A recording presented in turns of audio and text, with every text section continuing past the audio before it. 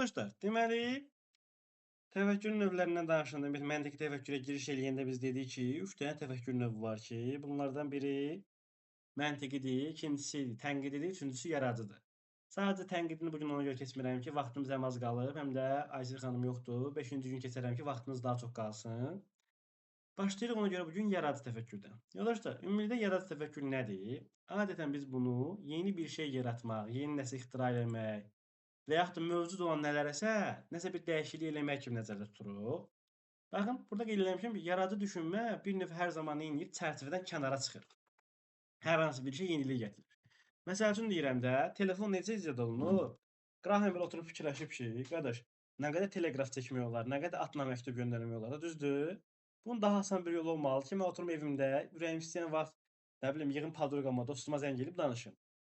Neyniyib? Yenilik eləyib, telefon icad eləyib. Telefonla neyniyib? Mövcud olan bir əlaqə vasitəsilə, düzdür?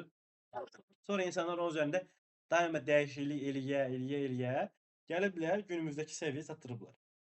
Aydındır? Və bu yaradıcı təfəkkürün məhsuludur. Və yaxud nə bilim bir problem olur tutaq ki, düzdür? Neynirik biz? Başlayırıq həll yolu axtarmağa. Yaradıcı təfəkkürlü insanlar neyniyir?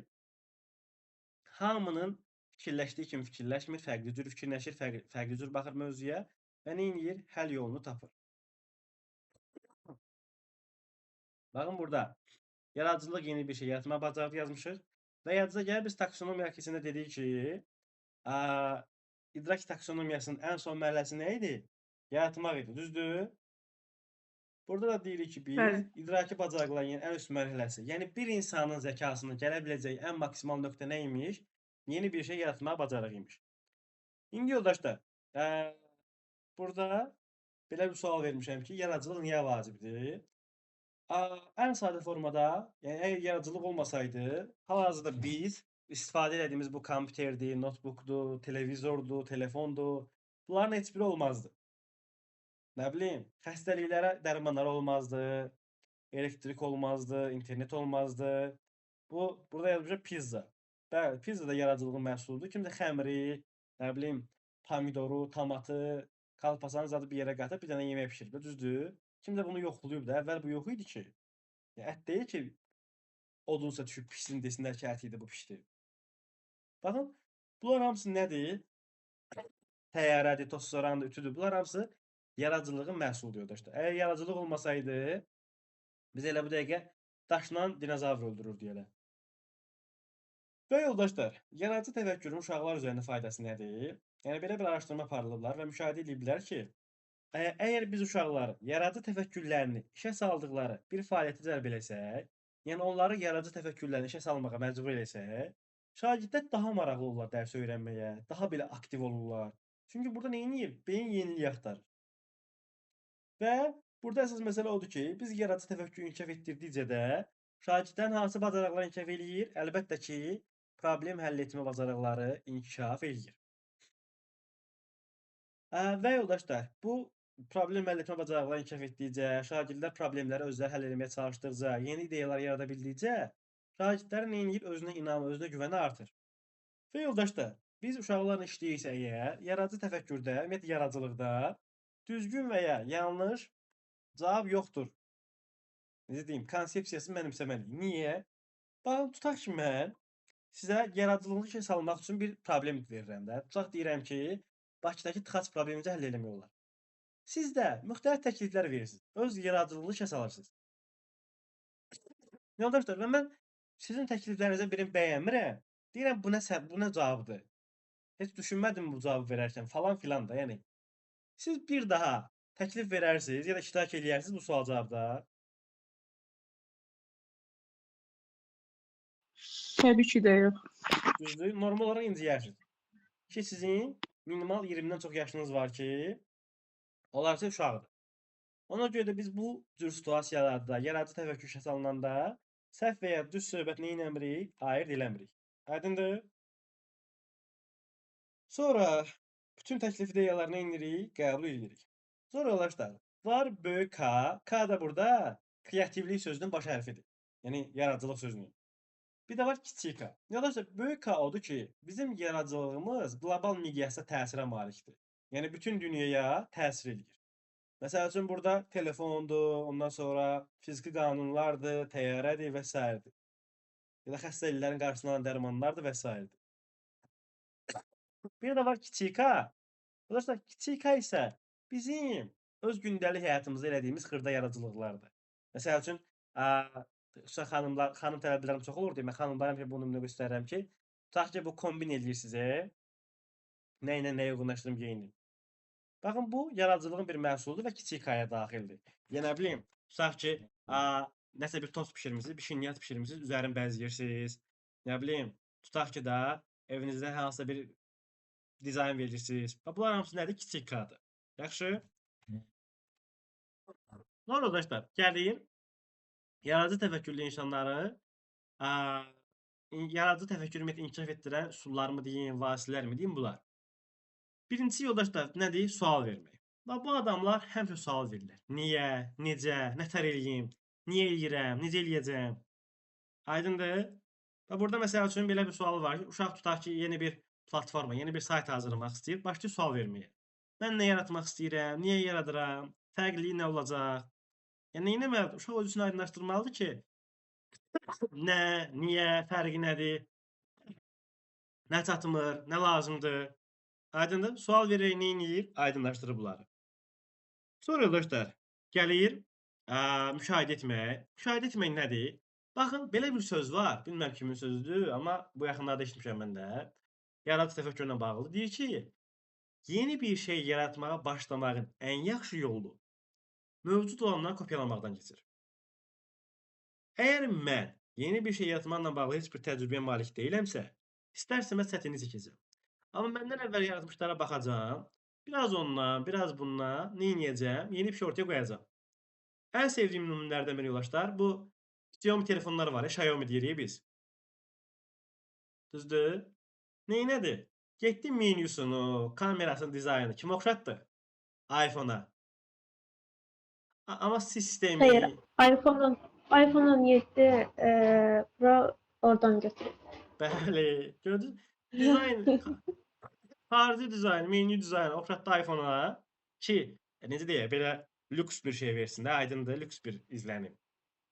Amma Android sistemidir, yaddaş şeyləridir, ekranıdır, USB portudur, oxşadı Samsung-a. Düzdür? Yeni bir şey yaratmayıb ki. iPhone-un bəzi şeylərini götürdü, Samsung-un bəzi şeylərini götürdü. İki dənə şeydə, fərqli şeydən bir hissə götürdü, birləşdirdi, elədi bir dənə telefon. Düzdür? Və yaxud da nə bilim, hibrid avtomobillər. Hibrid avtomobillər necədir? Görüb ki, bu adam bir elektriklə işləyənlər var, sırf tokla, bir də sırf benzinlə işləyənlər var. Görüb ki, sırf tokla işləyən avtomobillər problem yaşayır ki, bəs hər zaman toka qoymaq olmuyor, zayitkə qoymaq olmur. Sırf benzinlə işləyənlər çox benzin işlədirlər. Neyniyib? Hibrid avtomobillər düzəldir. Aydındır? Burada biz neynirik deməli? Ətraf aləmimizi müşahidə edərək, ətrafda gördüyümüz şeylərdən təcrübə yığaraq, özümüz yeni bir şey ortaya qoymağa çalışırıq. Burada nümunə var ki, hansısa bir müəllim tutaq ki, öz sinifini dizayn eləməlidir və nə edir? Təbii ki, bununla bağlı heç bir təcrübəsi yoxdur. Və nə edir? Gedir, özündən əvvəl, yəni bu dizayna bacarmış müəllimlərlə tanış olur, onların siniflərinə baxır, internetdən də bir-iki nümunəyə baxır və öyrəndiyi, müşahidə etdiyi bütün nümunələri ümumiləşdirib, nə edir? Ortaya yeni bir sinif qoyur. Sonra yoldaşlar, gəlir təcrübə aparmaq. Baxın, burada stikerdən də gördüyünüz kimi, günümüzdə yaranan bir çox şey təcrübə əsasında yaranıb, düzdür? Yəni, əgər dərmanlar, məsəl üçün, və yaxud da nə bilim, televizordur, patlayıcı maddələrdir, silahlardır, bunları biz təcrübə eləməsəydik, səhv eləyəndən sonra yenə cəhd eləməsəydik, günümüzə gəlib çıxmazdı. Aydındır? Və yoldaşlar, burada qeyd eləmişəm ki, yaradıcı düşüncəli insanlar adətən açıq düşüncəli olurlar. Açıq düşüncəli o demək ki, yoldaşlar, yəni bu adam bir dəfə başına səhv hadisə gəldi, nə isə səhv elədi, o dəqiqə oturub ağlamır ki, yox da qutardı, məndə bir də alınmayacaq. Alınana qədər nə edir? Cəhd edir. Yaxşımı? Problem var mı bura qədər? Sonra yoldaşlar, gəlir əlaqənin qurulması. Əlaqənin qurulması odur ki, yoldaşlar, bu adamlar, yəni yaradıcı təfəkkürə malik insanlar, iki dənə fərqli şey arasında əlaqə qurub, onlardan yeni bir şey yaradır. Məsəl üçün, təkərli çamadan. Təkərlə çamadanı birləşdirib yaradıblar. Bu lapatka dediyimiz şey. Taxta ilə dəmiri birləşdirib yaradıblar. Çəkiz, ondan sonra balta, hamısı bunlara aiddir. Sonra mahnı ilə şeiri birləşdirib yeni bir şey qoyuruq ortaya. Bu iki dənə fərqli şey birləşdirib ortaya yeni bir şey qoymaq nədir? Əlaqənin qurulmasıdır. Sonra yoldaşlar, bəs müəllimlər şagirdlərdə bu yaradıcı təfəkkürü necə inkişaf etdirə bilər? Birinci üsul yoldaşlar, beyin əmrəsi, əqli uzunluq. Burada nə edir? Müəllim ortaya bir situasiya verir, ya problemli situasiya qoyur, nəyinizsə. Şagirdlər nə edirlər? Müəyyən vaxt çərçivəsində, tutaq 5 dəqiqə ərzində həm problemlə bağlı fikirlərini bildirirlər. Fikir bildirməklə bağlı bir məhdudiyyət yoxdur. Müəllim onlara qarşı qətiyyən qərəzli mövqe bəsləmir. Neyini? Nə həll yol desələr qəbul edir. Demir, səhvdir, düzdür. Aydındır? Bu da neyini? Onları inkişaf etdirir. Sonra gəlir təsadüfi söz yaratma. Yoldaşlar, burada biz nə edirik? Şarların üzərinə ya da nə bilim, kağızların içinə şəkilçilər, sözlər yazırıq və paylayırıq uşaqlara. Uşaqlar gəlib buradan seçirlər və seçdikləri sözlər əsasında cümləmi deyim, sözümü deyim yaratmağa çalışırlar. Və yaxud nə bilim, əllərində olan şəkilçilər, sözləri bir-birinə uyğunlaşdırıb yeni bir şey qoymağa çalışırlar ortaya. Bu da olur nə? Təsadüfi söz yaratma oyunu. Sonra əşyalardan qeyri-adi istifadə. Yəni yoldaşlar, əşyanı öz istifadə məqsədindən kənar bir məqsəd üçün istifadə edirsə bu adam, deməli nə edir? Əşyalardan qeyri-adi istifadə edir və yaradıcılıq göstərir. Baxın burada nə edib? Teorikadan aksesuarlar asmaq üçün istifadə edib. Ondan sonra daraqdan ipliklər keçirmək üçün istifadə edib. Çəngəldən sepi taxmaq üçün istifadə edib. Və ya da siz xanımlar tutaq ki, bəzən bu karandaşı saçınızı yığmaq üçün istifadə edirsiniz ha. Və bunlar hamısı nədir? Yaradıcı təfəkkürün məhsullarıdır. Sonra yoldaşlar, gəlir 4 bir kaş. Yoldaşlar, burada sual veririk biz. 4 dənə n-la başlayan sual. Nə, niyə, necə, nə vaxt? Bir də kim, harda? Məsələn, tutaq bir əsər təhlil edirsiniz, ya da nəsə analiz edirsiniz, sual verir. Mən nə yaratmaq istəyirəm? Niyə yaradıram? Nə vaxt istifadə edəcək insanlar? Necə yaradacaq? Kim istifadə edəcək bunu? Kimlər üçün nəzərdə tutulub? Harada istifadə olunacaq? Aydındır? Nə edir? Özünə bu tip suallar verərək artıq yaradacaq şeyi dəqiqləşdirir özü üçün. Sonra yoldaşlar, analogiyanın tapılması, bunu bilirsiniz zaten ki, iki şey arasında oxşarlıq tapılmasıdır. Və son olaraq Y hərfindən qaçın. Burada yoldaşlar Y hərfi simvolik xarakteri daşıyır. Sadəcə üstün adı odur. Yəni tutaq bu adamda cümlə quranda ya da söz deyəndə Y hərfi deməməyə çalışırlar. Amma təbii ki, bunu A, B, C, D deyə əlifbanın digər 31 hərfini əvəz edə bilərik. Aydındır mı yoldaşlar? Bura qədər problem varmı? Aydındır müəllim. Problem yoxdur ki, bura qədər. Gəlin testlərə Xeyr, baxaq. yox.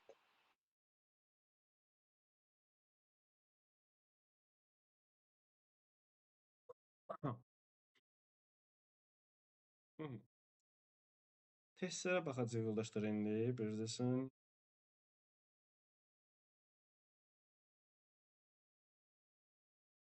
Dördə baxın.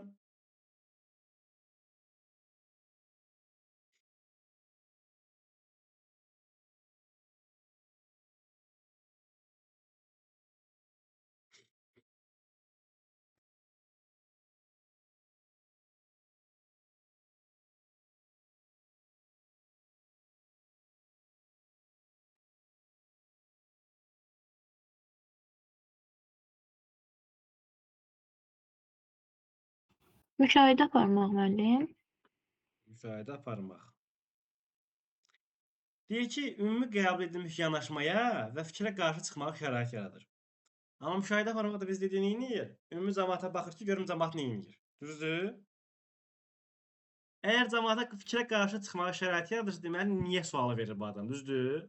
Niyə belə eləyirik? Niyə belə eləmirik? Mən ümumi sözünə görə dedim, sual vermək. Bəli, sual vermək. Hı. 6-ya baxın.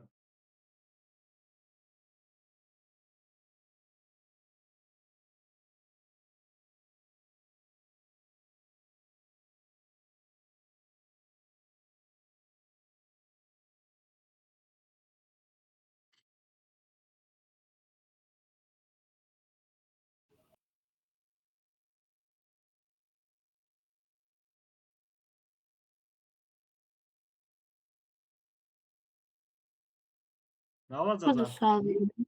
Bəli, burada da sual vermir. Özü də deyil, situasiyada sual verir. 7.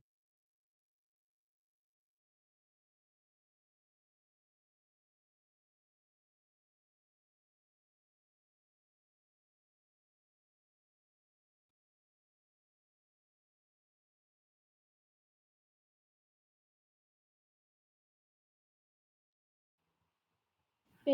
Təcrübədən keçirib. Bəli, təcrübədən keçirir. Yaxşı. Hı -hı. Sonra.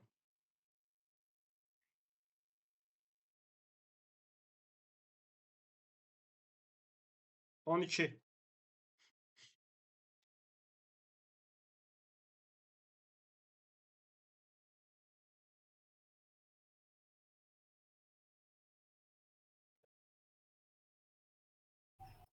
Çox da böyük olmayan deyirsə, kiçik K olar müəllim.